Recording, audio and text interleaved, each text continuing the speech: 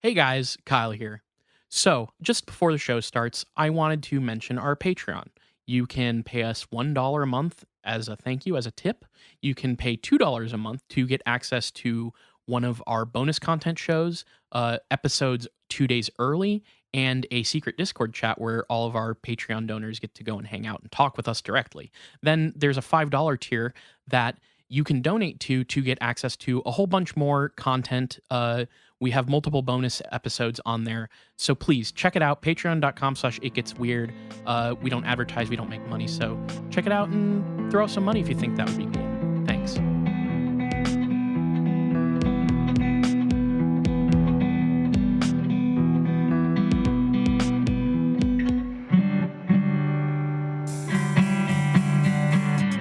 Welcome to It Gets Weird, our comedy show where we explore the unusual, the unbelievable, and the unexplained to try and make your world a little weirder. I'm Kyle.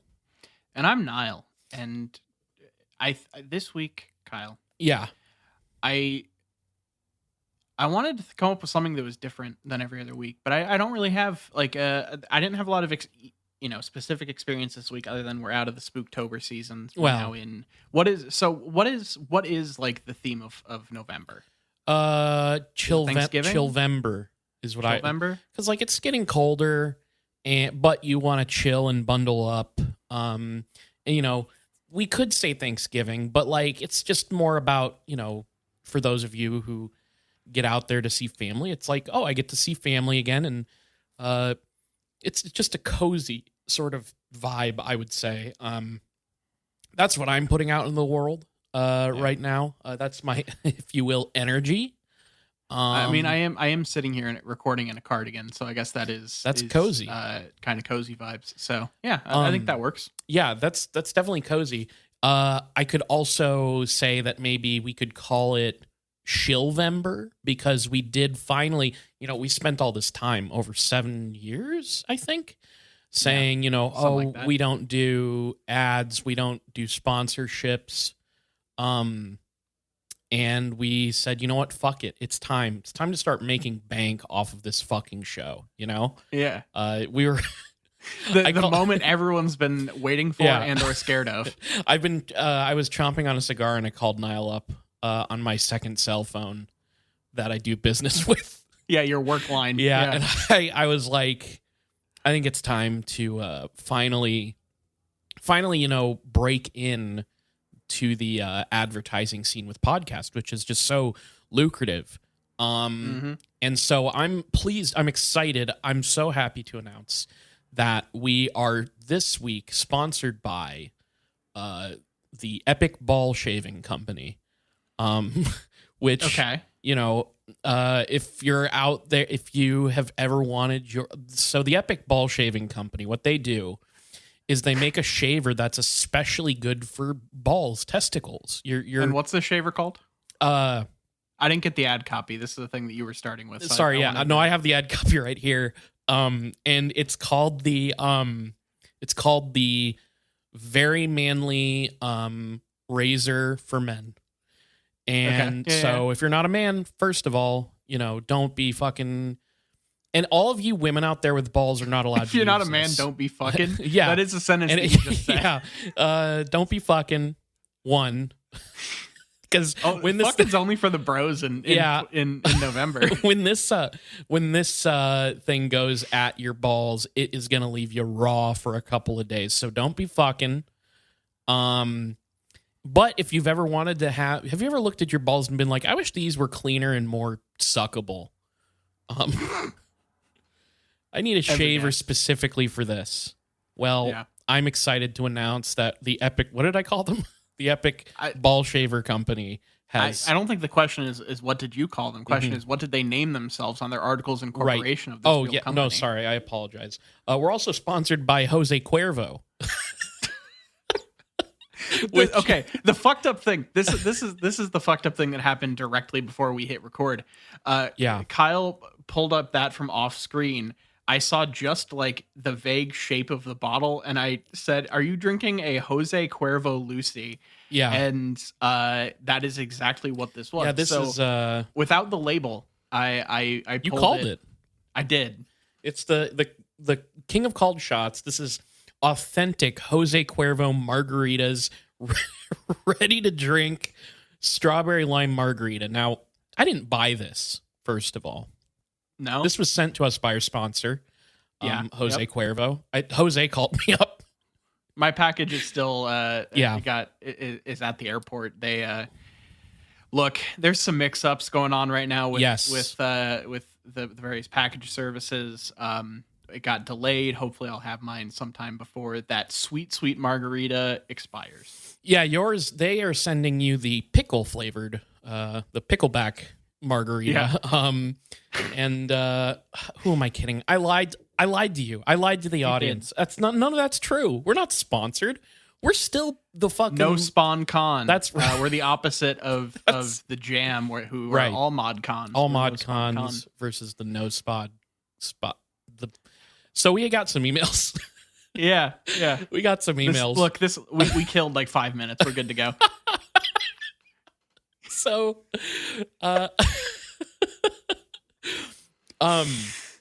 so we got an email from David. And it says, the title of the email is Sci-Fi Answers. And it says, "Hello, my name is David, and I am an amateur sci-fi writer. I have some ideas that I want to toss at you concerning episode 7, which, Niall, I couldn't even begin to tell you what episode that was, but the email does give it away." I was gonna say I can give it to you here in just one sec. Oh, okay. Well, yeah. So unidentified what the fuck? Unidentified submersible object what the fuck are they? It's underwater significant objects. USOs? USOs, right? Yeah. This Jose Cuervo's really hitting. Yeah, you've taken what I would assume is about 3 sips of it. Right. So you're fucking loaded right now. Yeah, but this is 70 ABV. So no, it's not. It's 70 proof. That episode is the Lake Baikal incident. So we're talking about submersible objects, right? Like underwater UFOs. Yeah. Well, the email goes on to say episode 7 about what could be going on with USOs if they exist, LOL. I'm actually really surprised that you did not go down this mental pathway, because honestly, I think that with some help from me, you could do a solid USO only episode. Okay, so email me back when you can.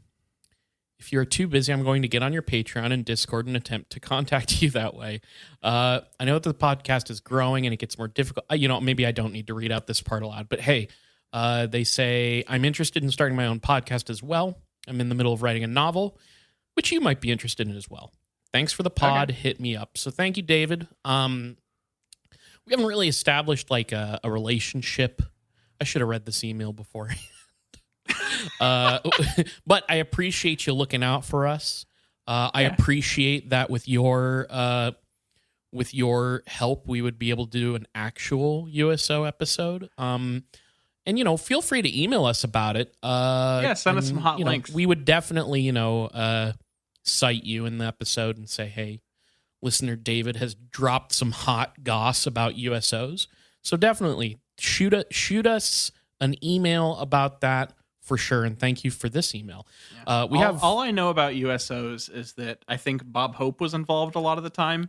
Yeah, I think so. It's probably a topic worth revisiting. Like episode 7. I mean, we didn't know what we were doing back in episode 7. We were just fucking taking the first stories we could find and just blasting them out, and we were doing really just stuff we shouldn't have been doing, like drinking while recording the podcast. Hang on a second. Yeah, that's entirely unprofessional. So. We have another email. Now, this is from consummate podcast listener Weird John. And John says they don't know if it says, hey guys, I sent this before, but wasn't sure if you just missed it or didn't want to read it on air for some reason. If the latter, just let me know. And I'm going to be real with you, Weird John. I couldn't remember if we read this or not. So I'm going to read it now. And I have like this suspicion in the back of my mind that we've read this before. So if we have, to the listeners, I apologize. This is not Weird John's fault. This is my fault. But so if we've read this before, my bad. If we haven't, also my bad, Weird John. We try not to skip over emails. So this might have just slipped through the cracks accidentally. So here's what Weird John says. Listening to Ed Walters' experiences reminded me of my own encounter with the weird. To preface, I'm essentially an open-minded skeptic. I don't particularly believe in extraterrestrials coming to Earth. However, I do have an ever-changing, on-again, off-again, amorphous belief in the paranormal. As the infamous Michael Scott once said, I'm not superstitious, but I am a little stitious. Oh, is that him? I thought that was that hockey player, Wayne Gretzky. That was... Well, Wayne Gretzky took it from him. So. Oh, okay, my bad. One night, I was laying on my couch doing some light meditation when I felt a sensation of someone or something in the room with me. I then felt this presence try to insert itself into my mind, not my body.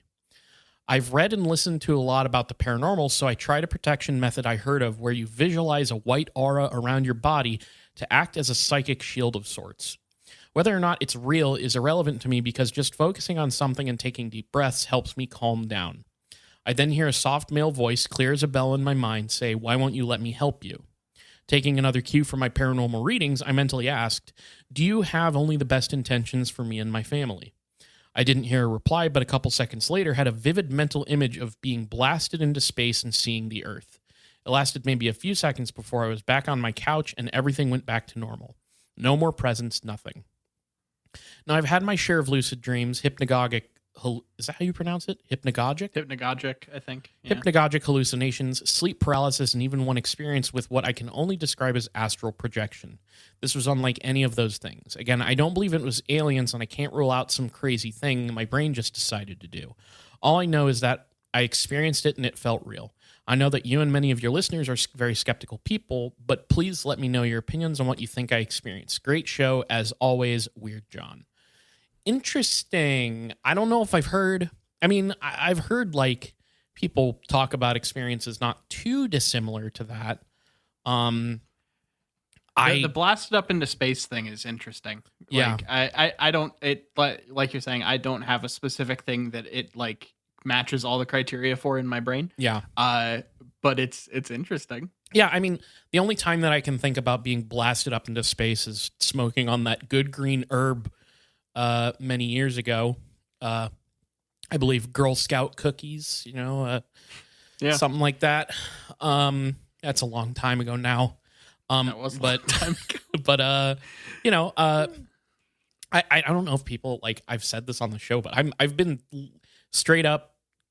I have not smoked God's herb in years. I don't know why. And that's where I am. But that's the only time I ever had a feeling like that. So were you high? How high do you have to be? Like just from like the sequence of events, the first thing that went through my brain was possession. Sure. But I don't know if I actually believe in possession or like whatever that, like, I don't think I don't know if I do. But like all the things that would make sense for that to be are things that I don't know how to feel about. So like I'm curious if there is some like psychological background that like manifests as these things that we sweep away as possession or astral projection or whatever. But you had a touch with the great collective unconscious. There you go. Think. Yeah, I don't know. I don't have a good answer myself. I mean, I'm a pretty hardline skeptic. I would say something about, elevated mental states for whatever reason, but or whatever. But like, if that's what you experience, then I don't know. I don't know what to tell you. But thank you nonetheless, everybody, for the emails. Much appreciated. We're eating good this week. Niall, have you ever been to the Ozarks? Me neither. Where are the Ozarks again? It's like Missouri, I think a big part of it, like Oklahoma. Then technically, yes. Okay, cool. But not like I haven't spent whatever. Isn't there a TV show called The Ozarks or some shit? Yeah, like it's on Netflix got or something? What's his name from Arrested Development. Is that the Jason Bateman show? Yeah. Okay. Yeah, Jason Yeah, no, Bateman. I haven't spent any time in the Ozarks hanging out with Jason. Yeah, Jason Bateman has like a whole adventure down there. He's like hunting for treasure, and he gets into all kinds of antics with like pirates. And I think that's what it's about. I haven't seen it. You're actually trying to describe what the show? I just everyone always just talks about it as like being like Breaking Bad, so I just assumed it had something to do with drugs. No, it's like pirate adventures. It's pirates. Okay, yeah, I don't know. Yeah, that's what I've heard. So.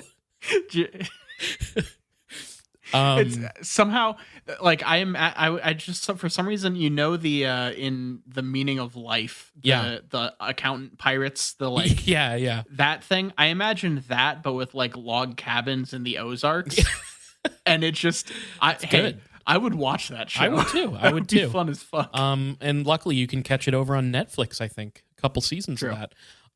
Yeah, I've never been to the Ozarks, like officially, not like what I was reading about for this episode, but it's on my list. I would love to go. It sounds kind of dope.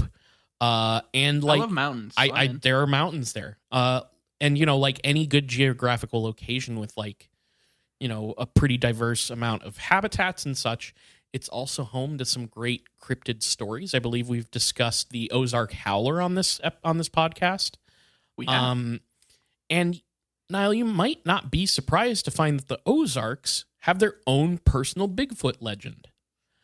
Oh, really? Oh, yeah. Is it, do they have their own Bigfoot or do they have just like, did Bigfoot hang out there for a while? They have their own brand of Bigfoot out there. Ooh, okay. This is a creature known as the Ozark Blue Man. Really? Yeah. Have you heard of this one? No. Okay. All right. I really thought that I was going to, because like, I'm not going to say that I've looked at like all the cryptids. Of course, there are ones that I haven't looked at, but I'm always surprised when you're able to pull one that I haven't even like scrolled past on a website. I love that. I love that feeling on both ends. And when you listen to this episode, definitely don't picture a member of the Blue Man Group that plays in like Vegas and stuff with like the PVC pipes and whatnot and made that great tribute to 9/11 song. Oh my God, I forgot about that. That is permanently embedded in my brain as their thing because when we did episode 200, this is episode 200, by the way, I told the story of how they had a 9/11 tribute song and it instantly killed Garrett. Garrett was losing his fucking mind over that. So definitely don't picture like one of those blue freak guys when I talk about this cryptid. So, like so many Bigfoot stories before him, the Blue Man's status as a Sasquatch is occasionally disputed by cryptozoology enthusiasts, which it kind of makes sense when you hear the stories, because it's not the most Bigfoot I've ever heard. And so some people will say, well, maybe it's not a Bigfoot. Maybe it's its own thing. It's like a straight up like size 11. Like it's not even that big. Exactly. Not that big. Like a human can have that size. No, just kidding. This thing's fucking huge. Just you wait. So as we go through this story, I'll let you make up your own mind whether we're in Bigfoot territory or not. I lean towards this is a Bigfoot. But you can kind of make up your own mind. Depends on what you conjure when you hear these stories. But to set the scene, here's a few facts about this territory that might convince a Bigfoot believer. So, first of all, there are two mountain ranges in the Ozarks. That's the Boston Mountains and the Saint Francois Mountains. How do you get those two as the names? I mean, how do you get? I don't know. The settlers, like there's like French settlers that come through and stuff. But there's other people from other regions like there's a lot of different kinds of people coming through this area. Like when it like pre and post Civil War, there's like a couple booms of like population, growing in this area. And it's a lot of different kinds of people. And this is also, I think, in the general area where like I said, like quite a few French settlers as well. Okay. So I think it's just because there's a mix of people moving through here at the time. So yeah, the Boston Mountains and the St. Francois Mountains, and geographically, the Ozarks are, here, I actually have the exact thing. They're spread out over Arkansas, Oklahoma, Missouri, and a tiny bit of Kansas.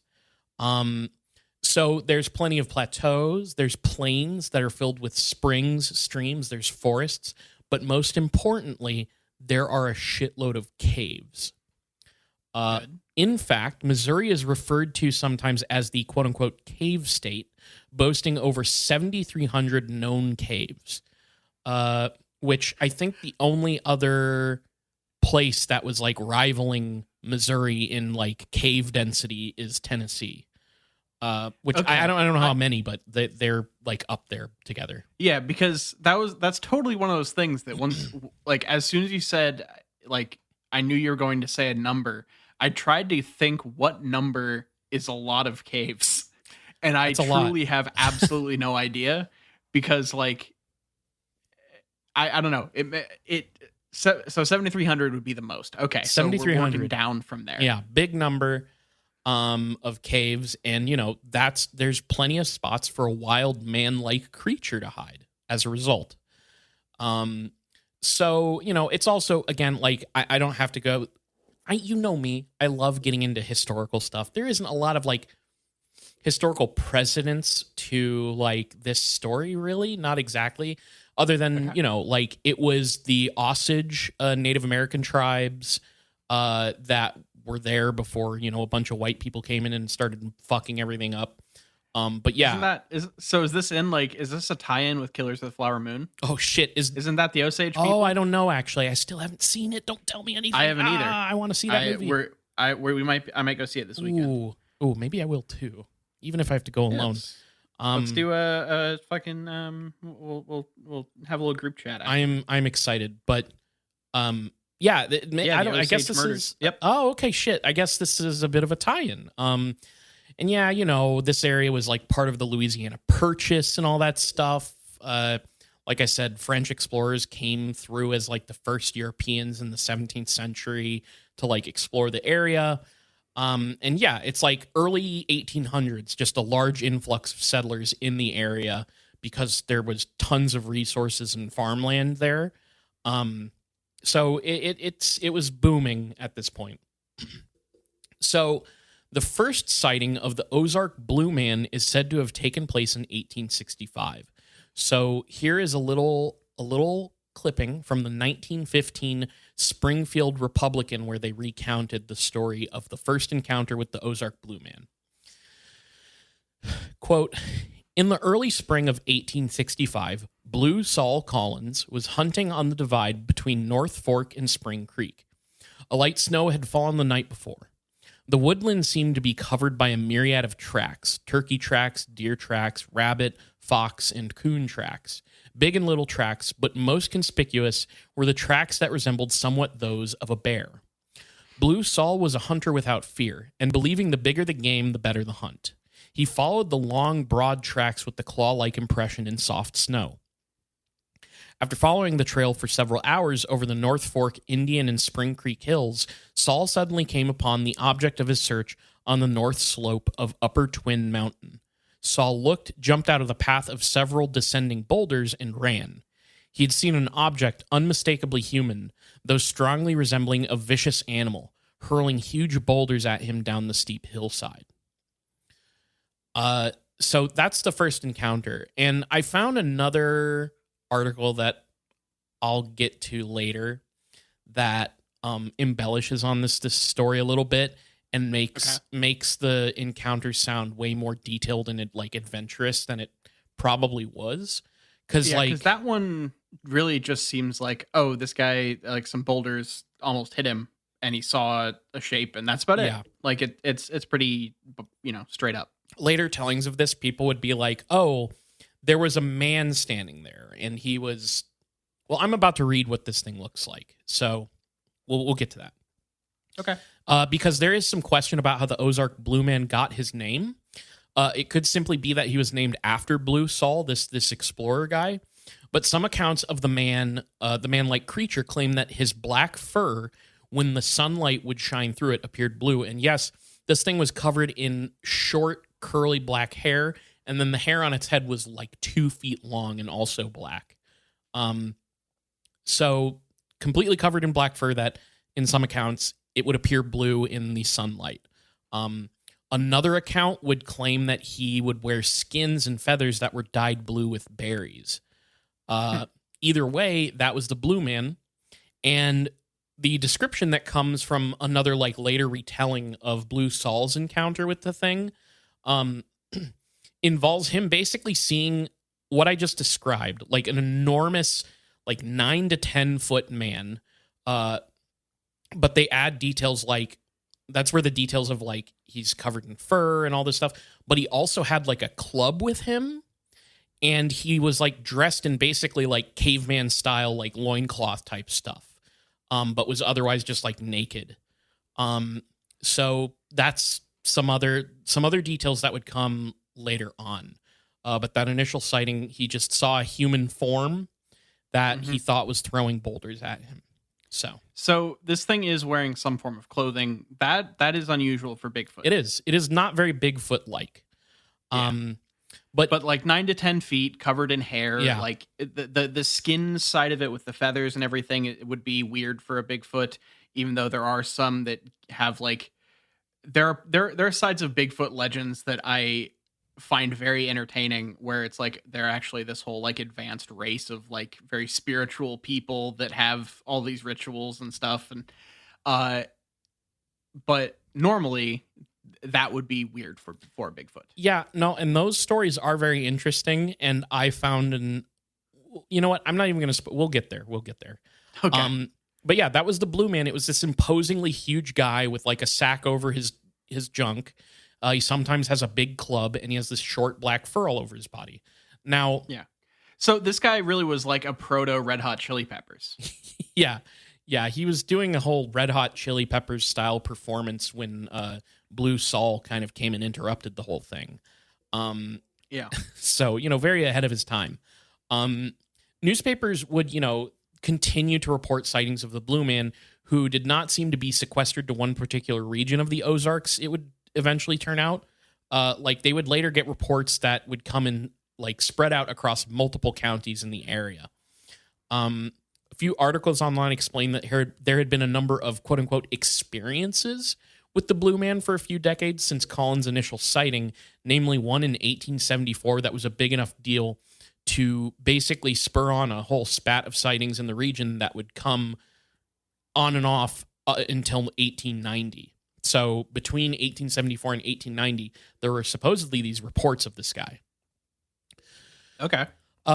One interesting one would then come later on in 1911.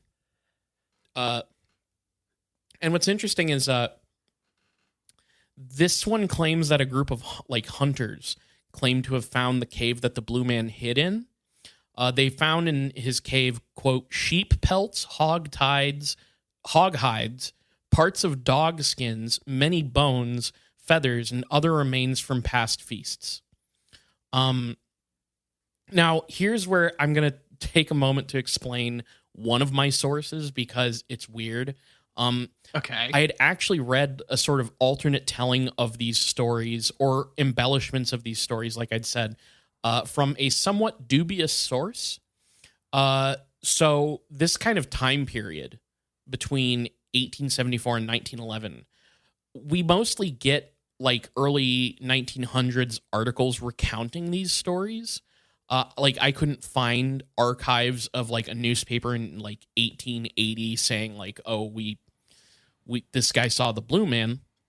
However, what I did find was a recounting of these stories from this period that I was able to source back to a high school folklore publication in 1985, written by a student at the time named Aaron Sims. So my best guess as to what happened here is that there were collections of stories about this thing, sort of like, Weird Indiana, those books that you could...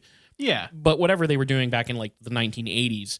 And there's like a folklore publication at this high school in the area.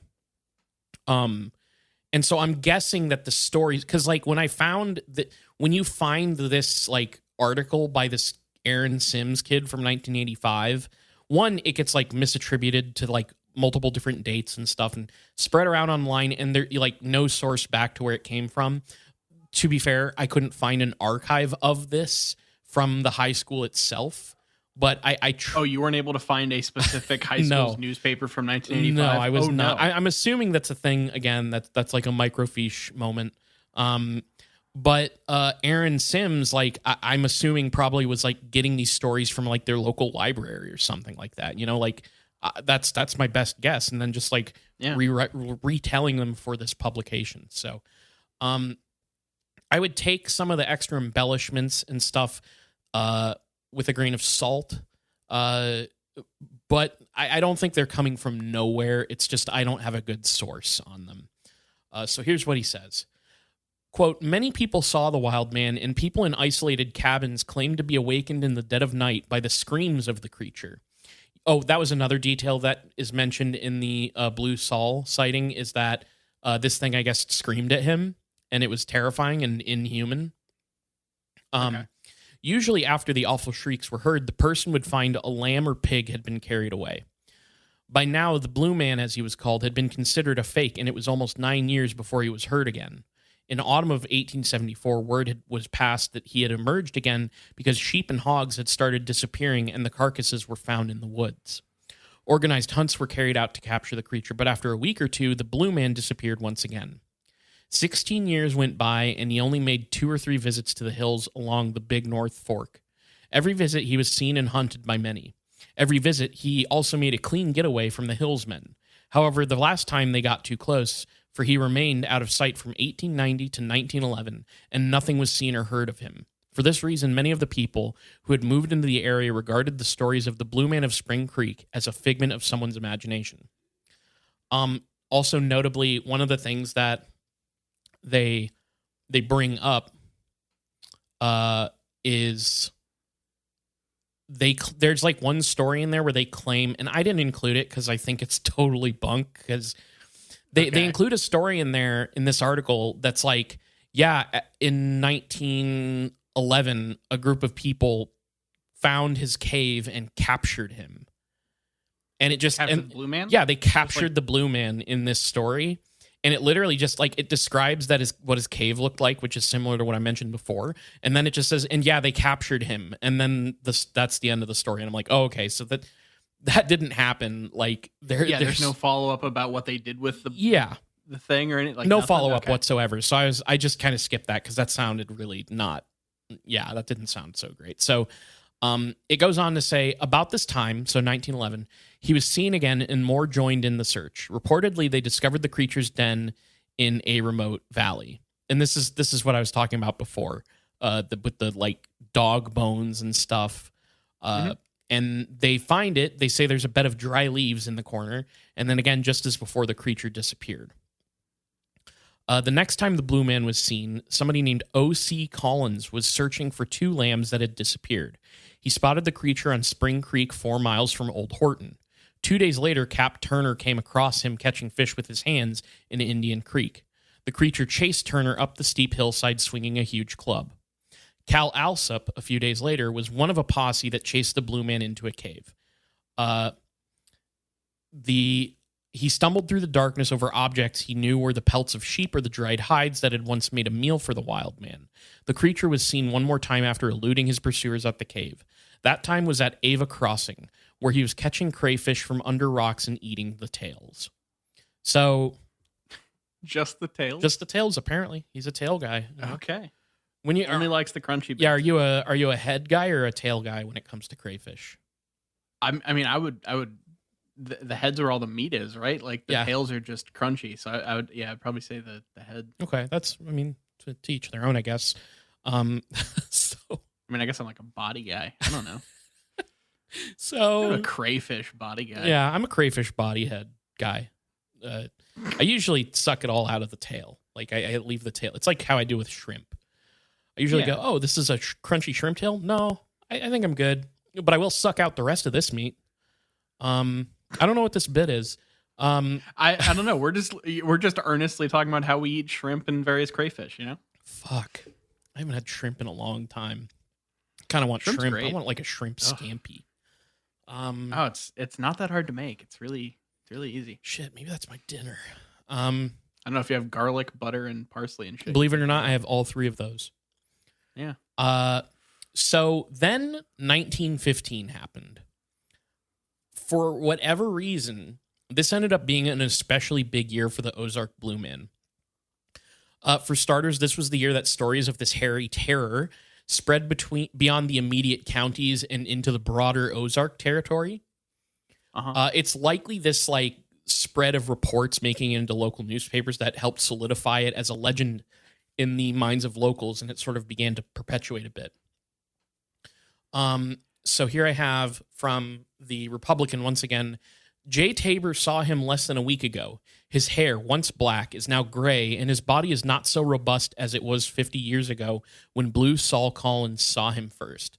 But he is still very active and is probably the best living example of the simple life. So we have an actually aging cryptid? Yes. That is interesting. Okay. Then there's another mention in the Stanberry Headlight on July 8th of 1915, which says, quote, Douglas County wood haulers report having seen the strange creature several times lately. On August 10th, it's the Moberly Weekly Monitor said that, quote, news comes to this site that after an absence of 4 years, the mysterious Blue Man of Spring Creek has again appeared in his old haunts and is causing great excitement in the wild and hilly country along the Big North Fork, Indian and Spring Creeks in the eastern end of Douglas County. And then the Mountain Grove Journal, there was a, quote, wild man at large. And then at the newspaper at a place called St. Joseph, there's an interesting reaction in their newspaper that says this, quote, St. Joseph has many hued people, but it has nothing that will compare with this Ozark Mountain freak. And on which the editor of the Howell County Gazette will discourse most entertainingly when he visits St. Joseph at the state press meeting the middle of September. And then, so the fact that it went, we have a lot of different people represented in this area. None of them are blue, but none of them are as crazy as this little freak. This fucking freak. That is such an aggressive headline that you wouldn't get that printed today outside of like, the Sun or some shit. Yeah. Yeah. There's another, and funny enough, there's another article here that quotes like residents from Howell County, one of the counties in this area, that says this, quote, the Blue Man of the Ozarks is a mythical creation, and the stories about the wild and woolly personage which have been going the round of the daily papers of the state are wholly fictitious, according to residents of that district described as his haunts. Much objection to the stories is taken by residents of that part of the state, who declare that they do much injury to the region by creating the impression that the people have to go armed to the teeth to protect themselves. Now, I have a couple articles from the 1915 glut of sightings. First, there was, I don't know which snippet comes from which, but we have a July 1915 article titled Blue Man Returns to His Ozark Haunts from the Washington Times, and then another article in August of 1915 titled Famous Blue Man of the Ozarks, Harry's Country, published in the Moberly Weekly Monitor, which I think is the same one that I mentioned earlier. Okay. So it says here, on the steep hillside above him stood a giant figure. These are like taken out of context, by the way. Like I don't have the archives to get the full article, so it's just portions of it. But it says, on the steep hillside above him stood a gigantic figure, an enormous man, stark naked except for a breech cloth and a shoulder piece of some animal's skin. The huge body was covered with long hair almost black in color and as thick as that of any wild animal. On the man's feet were rude moccasins of deerskin tied with thongs of leather. The ends of these thongs had made the claw-like marks in the snow. The terrifying figure was armed with a club 6 or 8 feet long. This he had laid aside in order that he might more readily tear the boulders from the frozen soil. Collins was no coward, but he had never denied that after one look at the fearsome creature on the hill, he turned and fled. So this thing is like the guts of Bigfoot. Yeah. Like, yeah. just walking around with like a fucking berserk sword. You couldn't even call it a sword.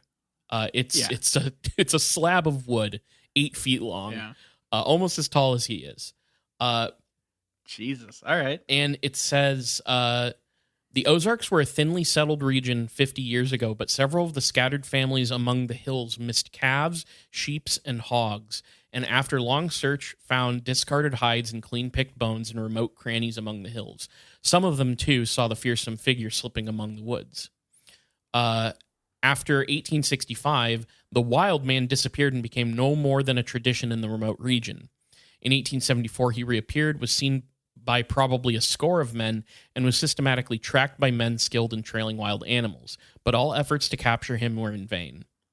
During the next 16 years, the Blue Man made several trips to his original haunts. On each trip, the farmers lost some of their smaller animals. Every incursion was marked by energetic efforts to capture the strange creature, now known universally as the Blue Man of Spring Creek. Why Blue, no one knows unless the name was given because it was Blue Saul Collins who first saw him. In 1890, it was rumored a party of searchers had the quarry so long sought, but this proved false. Evidently, however, they made it too hot for the wild man, for again he disappeared. It was not until 1911 that he again appeared. This time his den was found, but he disappeared. So the article is recounting the stuff that I told you as well, which that happens in a lot of these articles where they just recount the original tale in conjunction with this supposed new information. Then in one of the articles, we get a great little racism jump scare in it, as people are wont to do in this era, and still are wont to do, actually. But here's what it says. So I just want to preface it with there's a little weird racist thing in here. It says, 6 weeks ago, a farmer noticed 2 of his lambs did not come home with the rest of the flock. He searched the hills and at last found their bloody pelts in a hollow in a remote part of the woods. The next day, he saw the Blue Man running down a hog in the woods, and since then, several other farmers have seen the creature. The wild man is said to be less robust than formerly. His blue-black coat of hair is iron gray, and his limbs are not as well muscled as formerly. Nevertheless, it may be safely wagered that there is not a man among the sturdy Ozark mountaineers who would like to risk combat single-handed with the fearsome creature. Before the Revolution, while this region was yet under the flag of France, it is said that a French Indian trader came into the Ozarks, bringing with him a beautiful Spanish woman, a native of Florida. In the region, the trader abandoned the woman or sold her to the Indians. From this poor outcast descended a race of Indian-Spanish half-breeds. One of these in the 3rd or 4th generation may be the Blue Man of Spring Creek. This was the theory of Uncle Jerry, who settled in what is now Douglas County in 1820 and lived there until 1885. In the course of nature, the Blue Man cannot be expected to live much longer. Whether he ever will be caught or whether the secret of his long absences and mysterious returns will ever be solved is doubtful. Now, I want you to take the name Uncle Jerry and put it in your pocket. Okay. And just save that, okay? The racism jump scare definitely did stick out there. That's probably not the origin of the Blue Man. But who the fuck is Uncle Jerry? I'm going to keep that in my pocket. I know that I have to keep it for now. Here's the thing. The article that goes around that compiles all these different stories, the 1985 high schooler article, just says that story about the Spanish woman and the Native American man, and how they developed half breeds by getting together, with whatever that means. That is just in that story, just reported without any reference to who told that story, who is Uncle Jerry.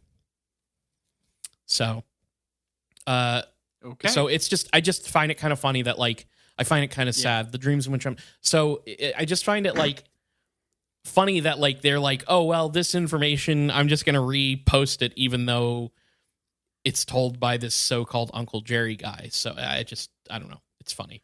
No, look, the sourcing is always suspect. Yeah. So it would seem that the Blue Man would go into hiding after the excitement of 1915, not reemerging in the public consciousness until 10 years later in 1925. And what's so funny about this next thing of sightings is it all seems to have been spurred on by the postmaster of Ava, Missouri, because he responds to a man from California mailing in a question about the legend of the Blue Man of the Ozarks. And a portion of the postmaster's response would end up published in the Nevada Daily News in March 1925. So here's what this says. This is, again, in response to this guy's question about the legend. And he says, "The clipping you enclosed is stated in facts. However, this man is now dead, but many of his children now live in a wild state on the banks of Spring Creek, all colored blue, live in nude, and subsist on small wild animals such as bear, wild cats, and mountain lion, which these people devour raw. Many of them are 7 to 8 feet tall and weigh 300 to 500 pounds and are often seen carrying young horses and cattle on their shoulders to their dens or large caves where they live. No one in the country ventures out at night in this vicinity, as to do so means sure death." Hilariously, the article that published this also ends with a little bit of editorializing about the legend, saying, quote, "No one in the Ozarks, as a matter of course, has ever given the old story any credence or little thought, but the outside world swallows it whole ever so often." So he's saying that the locals don't give a in shit. the area takes it. Yeah, the locals it's don't. Just a funny thing. Yeah. But we bite. Yes, it. We love it. Eat it we up. Eat that slop right up.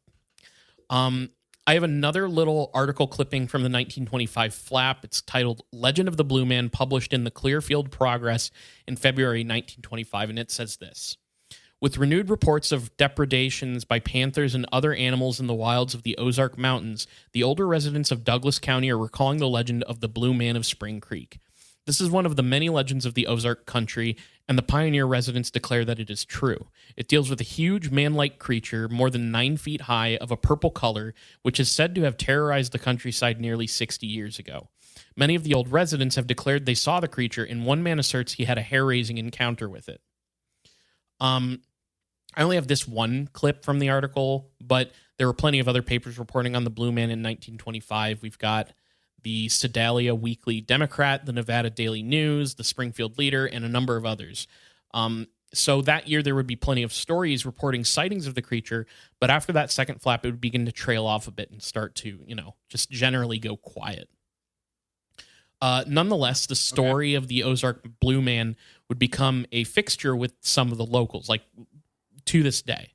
Not everybody knows about it. I was kind of reading some people talk about it online.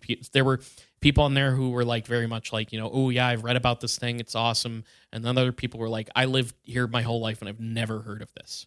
Now I found a nice website called Ozarks Alive that, it covers like stories, folklore, and history in the region. And in an article titled "The Blue Man, an Ozarks Legend Long Told But Nearly Forgotten," there's some interesting information from interviews with locals about the cryptid. So this article picks up from that weird racist story as told by Uncle Jerry, right? Mm-hmm. That was Jerry Hildebrand, a man who settled in Douglas County in 1820, stayed there and died there in 1885. So he lived there for many decades. And the newspaper continues with this. At least such is the story of Jerry Hildebrand, who settled in Douglas County and blah, blah, blah. And it says, Mr. Hildebrand would likely tell folks something else, that Ozarkers have long loved a good story. And here's where the article kind of just has these interviews with locals in the area about the subject. So it says, some people just made up stories to see how far they could go, says Sharon Sanders, who has lived most of her 73 years in Douglas County and is secretary-treasurer of the Douglas County Historical Society. They were called kidders back then. She notes She notes that in the past, legends, stories, rumors, and tall tales were simply part of life. One example she gives was about Ava kids, who believed it was dangerous to go to Mansfield because the kids were so mean, she says. Mansfield kids didn't want to come to Ava because they were so mean, and none of us wanted to go to Seymour because they were worse. The role of stories is seconded by local historian Sunita Brown. There was no entertainment, she says. People sat around and told tall tales. With their historical work, Brown and Sanders have both heard of the Blue Man. However, if a random sampling of local residents is any indication, the rumor has all but died out. An 89-year-old woman who has lived most of her life in the area looked perplexed when asked about the story. Another man, a store operator whose family have been locals since the 1840s, hadn't heard of him. At least 5 other folks with deep roots in the area knew very little of the legend or hadn't heard of it at all. However, there are still a few folks well acquainted with the tale. One Douglas County man, who declined to be named, grew up hearing of it from family members. There's also Vincent Anderson, an Ozark County native who has done considerable research on the subject. He was Animal Planet's point of contact when they first came to do an episode on the Blue Man for reality show Finding Bigfoot in 2015. While the show is considered reality TV, Anderson quickly notes that it should be taken with a grain of salt. Let me say, reality TV is not reality, says Anderson, who works as a reference librarian at the Donald J. Reynolds Library. What we filmed and did, and what you saw on the TV show, it's totally different. The show makes it seem like the Blue Man still regularly roams the hills and includes interviews with people who claim to have encountered him in recent years. However, Anderson suspects that some weren't telling the truth. I'm thinking, nope. I didn't agree with some of the people they put on, he says. They looked at me and I said, I wouldn't do it, but they did it anyway. Regardless of the show, and Sasquatch hunting celebrity Rob Lowe, who also claims to have seen the Blue Man in recent weeks, Anderson says there are regular folks who say they've had recent encounters. There's just one problem. Those folks are said to be so scarred that they didn't want to talk about it. The people who have actually had an experience, they will not talk, he says. The people who think they've seen or experienced, they're loose with their lips. However, after much work, Anderson did manage to get one man to talk to him about his encounter. It was a moment, according to Anderson, that made the man never want to go into the woods again. It literally shook him, changed him, says Anderson. This thing, by his story, chased him for about a mile, until he got to his pickup and got his keys out. Keys went in the ignition and the truck started on him, and he was so happy. He was actually going to shoot it, and apparently all he had was a .22, and he thought to himself, what am I doing? So he took off running, and he ran back to his pickup. He was almost a mile away. Such stories give Anderson pause when asked if he believes the Blue Man exists. You know what? That guy really experienced something. I don't think it was his imagination, he says. There's some things that I'm just not going to say, no, they're making it up, because I can't prove they're making it up. I think it's really funny that out of all of this, the thing that I took away the most from that whole thing is just Rob Lowe catching strays. Yeah. I like the idea of someone just talking about, yeah, I consulted on that show. I kept telling him, no, that's not a good thing to put in, and they just did it. Like, he basically is just saying Rob Lowe's lying. And I think that's funny. Yeah. I didn't know that Rob Lowe's show was like we actually see something every week kind of show, you know? Like I assumed it was one of those where it's like, you know, I'm not sure we'll actually ever see the thing, but it's really about the journey and the stories you find along. Like, I feared it was one of those kinds of things. Yeah. I mean, I honestly I don't really know that much about Rob Lowe. I don't follow his career or anything. So this was kind of like new to me that Rob Lowe had an interest in this stuff. So I'm pleased to announce that to end this episode, I'd like to bring up this 2017 article about Rob Lowe's encounter with the Blue Man of the Ozarks. So this is from Rob Lowe Says He Saw Bigfoot in the Ozarks, written by Jackie Raywald for the Springfield News Leader. And here's what it says. The first trailer for Rob Lowe's The Lowe Files was released Tuesday and gives glimpses into the adventures the new docu-series will bring, including an alleged encounter with Bigfoot somewhere in the Ozarks. We had an incredible encounter with what locals call the wood ape, which is in the Ozark Mountains, Lowe told Entertainment Weekly. I'm fully aware that I sound like a crazy Hollywood kook right now. I was lying on the ground thinking I was going to be killed. The Ozark Mountains stretch between Arkansas, Missouri, and Oklahoma. Alton Higgins, chairman of the North American Wood Ape Conservancy, said he was with Lowe when the encounter occurred. Higgins told the news leader that he believes the actor either misspoke or was misquoted. Higgins said the encounter happened a little farther south in the Ouachita Mountains near the Arkansas-Oklahoma state line. Still, folks in the Ozarks seemed to get a kick out of the idea that Lowe was in the area hunting for Bigfoot. Oh, Rob, those are hillbillies, one Facebook commenter said. You city boys, said another. Ha ha, it was a bear. The A&E project will follow Lowe, 53, and his two sons, 23-year-old Matthew Edward and 21-year-old John Owen, as they travel around the country exploring unsolved mysteries. Some of the stops along the way, checking out an alien base in Malibu, which has also been called an underwater UFO, attempting to connect with spirits at an abandoned boys' reformatory, and training with a top-secret government operative. The Wood Ape encounter will be in the 1-hour season finale. The trailer also revealed the reasoning behind the group's interest in these spooky mysteries, with Lowe citing his early childhood days of curiosity that he passed down to his boys. Since I was a little boy, I've loved spooky legends and scary mysteries, Lowe says in the trailer. And when I had my boys of my own, we bonded over those campfire stories and debated whether Bigfoot was real or if ghosts really existed. And we swore that one day we would find out those answers together. That day has come. Okay. So shouts out to Rob Lowe for I solving the mystery of the paranormal. What there has to be a market for these celebrity like weird apparently shows, you know, because there's now like they've tried it with at least 4 or 5 different a couple in the last 10 years. I haven't watched any of them. Well, okay, no, that's not true. We watched we watched one of them. We watched Patreon, one of them, but yeah, shouts out to Rob Lowe. I mean, they call it the wood ape, but like it's the Ozarks. That's the Blue Man, and it's the one that gets that article gets linked to from Blue Man coverage, and that's all I'm saying. So yeah, all right, Niall, that is the Blue Man of the Ozarks. It turns out that maybe weird racists from the 19th century just were making up stories. I mean, look, if we've come across a lot of things on this podcast where there's a period of time where people just like passed the time by making shit up and doing elaborate practical jokes on people. And if they're racist, then you might just have tried to create your own like hybrid race monster that you can use to scare people. Yeah, you know, the type of people who think that a Native American man and a Spanish woman getting together would create a race of monsters. That's create a 9 foot tall, hairy, beast. Obviously insane, and made up.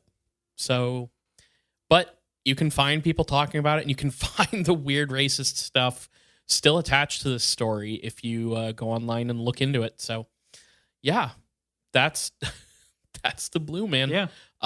And now enjoying a very successful career out in Vegas, usually. Makes it out to Chicago sometimes. Very, very handy with PVC pipes. I've heard that they actually have multiple touring groups of Blue Man. Yeah, and this is the one for... The whole family's involved. Yeah, this is for the Ozark tour. They go out there, they pick him up, they go into his cave, and they do a bunch of like weird, wide-eyed pantomiming to bring him out, and he does it back, and it's a whole thing. Quite an ordeal. Part of the show. Is the Blue Man group still a thing? Like, is that something that still exists? Let's find out.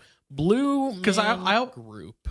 Google. Like, I kind of wonder when I have to start worrying about my references being like hilariously out of date, because it has to happen at some point. I have good news. They have a new holiday EP out. Oh, really? They are doing a world tour. They're going to be in Boston, Chicago, Vegas, New York, but also Berlin in Japan. They have a shop.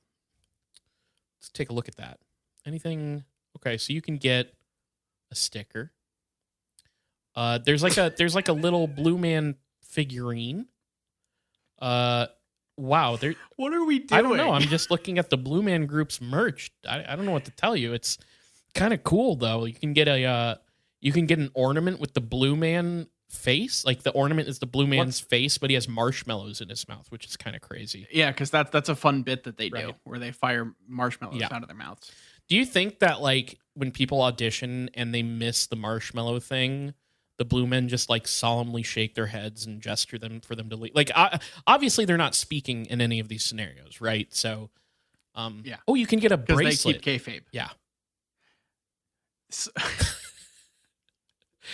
oh man. So yeah, we can talk about the Blue Man Group all day. I will. It's a favorite topic of ours for sure. Maybe we start a separate podcast for that. You know? Yeah, we'll start our own Blue Man Group cast. So, excellent. Well, Niall. Yeah. Are you ready for a big question? Of course I am. What celebrity do you think will be the next to come out as a diehard Bigfoot believer? It's a good question, right? Yeah, I think it's gonna be. I think it'll be Dermot Mulroney. Who the fuck is that?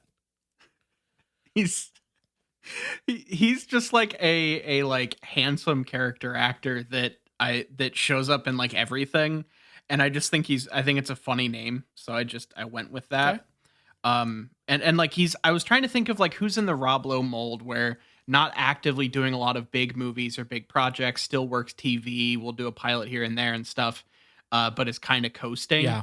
And I think that's like the peak era of celebrity to get in to do something like this. And as far as I know, Dermot Mulroney has not gone the like other direction where you make faith-based films. So I think he'd be a good candidate to start up some Bigfoot hunt nonsense. I like that. I think it's going to be Glenn Yeah. Close. Interesting. Okay. Yeah. Because, Glenn Close Encounters. fuck. Damn it. Fuck. Son of a bitch. Hey, you set up for it. That was a good. That's what pick. I was gonna I was gonna say it, but now you've said it, and so can we agree that we kind of came up with that together? Oh yeah, that was like look. I communal fully effort. accept that was an alley oop. So Glenn's gonna get real close with Bigfoot, and she's gonna come out loud and proud about it next year. I hope everybody's looking forward to it. They're gonna walk the red carpet together Yeah. in their finest blue feathers and Yeah, stuff. It'll be and great. like Sigourney Weaver is gonna be very supportive, but maybe kind of like keep her distance on the whole thing. They're friends, Yeah. right? I think they're friends.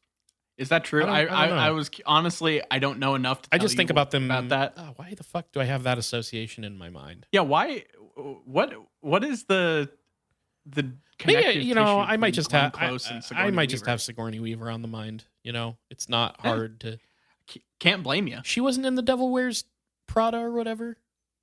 No, Okay. that was Anne Hathaway, Okay, then I don't know what I'm talking about. and and not Glenn Close either. No, yeah, wait, Yeah. fuck. Or was it Glenn Is it? Close? I forget. I don't remember. I haven't really seen that movie. So what do I know? Meryl Streep. Oh It was my fucking Meryl Streep. I knew Okay, it wasn't all right, Glenn all Close. Yeah. I don't know what. I don't know. So look, in your brain, The Devil Wears Prada Yeah. stars Sigourney Weaver and Glenn Close. That's an doesn't interesting really make alternate sense universe. when you say it out loud.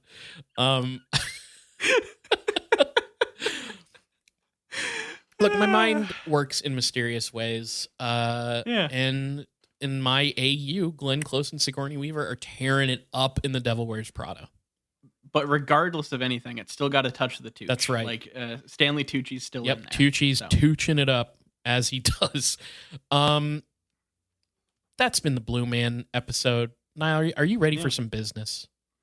Yeah, let's take care of some business. If you want to follow us on social media for whatever fucking reason you can think Because of, we're funny. you can follow us on Twitter at IGW Podcast. You can follow us on Facebook.com/It Gets Weird Podcast.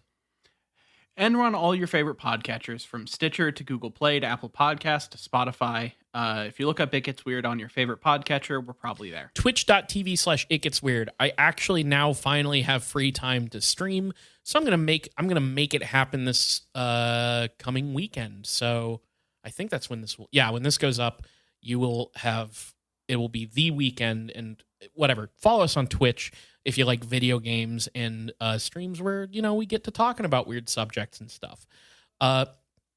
Then it gets weird podcast at gmail.com. Give us a fucking email. Why don't you? We love getting emails. We had 2 great emails up front. And if you want your stuff read out loud on the episode, then send us something interesting and we might consider it. Patreon.com/It Gets Weird. Look, we have a $2 tier and a $5 tier. All right.